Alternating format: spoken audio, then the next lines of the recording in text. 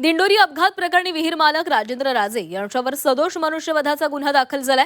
रात्री 10 वाजता खासगी क्लासचं स्नेहसंमेलन झाल्यानंतर घरी परतताना हा अपघात झाला होता। सिमेंट कॉन्क्रीटचा कॉलनी रस्त्याला लागूनच ही विहीर आहे। रस्ता संपतो आणि 3 फुटावर रस्त्याच्या समोरच विहीर असल्यानं कार थेट विहिरीमध्ये पडून अपघात घडला। खासगी क्लास संचालक सचिन वडजे यांची ही चौकशी होणार आहे। स्नेहसंमेलन घेण्याची परवानगी होती का याबाबतही चौकशी केली जाईल।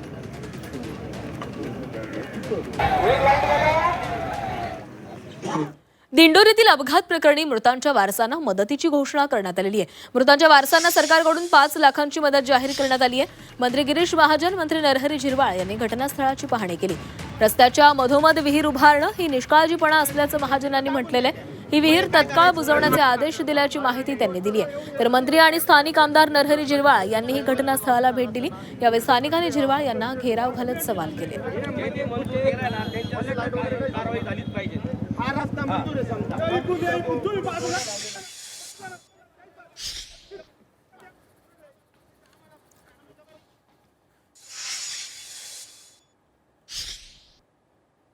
ज्या काही विहीर मालकाने जी कचरा आहे तो अतिशय उंची कमी आहे त्याची, अशा पद्धतीचं सगळ्या ज्यांनी तो स्पॉट पाहिला त्या सगळ्या तरुण मंडळीची एक इच्छा आहे का असं भविष्यात घडू नये, का त्यांच्या घराला त्यांनी कंपाऊंड केले आणि मग विहिरीला का कंपाऊंड करू नये, किंवा नगरपंचायतनं रस्ता हा विहिरीपर्यंत नेऊन तिथंच संपवला आहे। तो जर पुढंपर्यंत असता किंवा नगरपालिकेची जबाबदारी होती तर त्यांनी संरक्षण त्या ठिकाणी करायला हवं होतं। अशी एक त्याचाच आता चर्चा अशी आहे का याच्या अगोदर सुद्धा काही जनावरं पडलेत, तर त्याच वेळेला ते व्हायला पाहिजे होतं पण झालेलं नाही। ते त्याच्यावर विहीर मालकावर तसा गुन्हा दाखल केलेला आहे।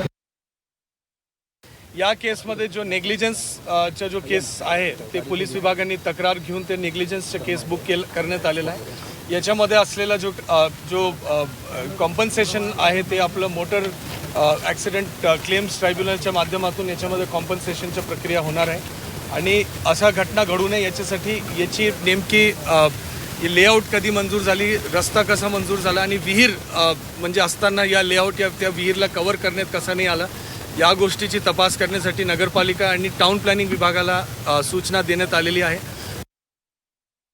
ज्यांची विहीर आहे समोरच ते राहत आहेत त्यांच्यावर सुद्धा रितसर गुन्हा दाखल झालेला आहे। या संदर्भामध्ये सगळी कारवाई जी असेल नसेल ती सगळी केली जाईल। कोणाच्या दबावाला या ठिकाणी बळी पडला जाणार नाही। पण याचबरोबर अतिशय दुर्दैवी घटना झालेली आहे।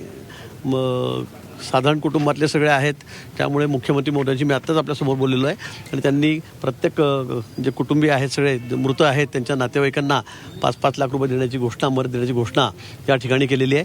आता यात सर्वात महत्त्वाचा विषय असा आहे की या इतक्या मध्यभागी ही विहीर असताना कमीत कमी त्याला 2-3-4 फुटाचा कठड केलं पाहिजे होतं। त्याला रिंग टाकलेल्या आहेत खाली, मजबूत आहे, पण त्या वरती करायला पाहिजे होत्या, पण त्या केलेल्याच नाहीत। जमिनीपासून फक्त 1 फूट 6 इंचावरच फक्त तेवढं आहे, ते कोणालाही दिसणार नाही रात्री आपल्याला नवीन माणूस आला तर।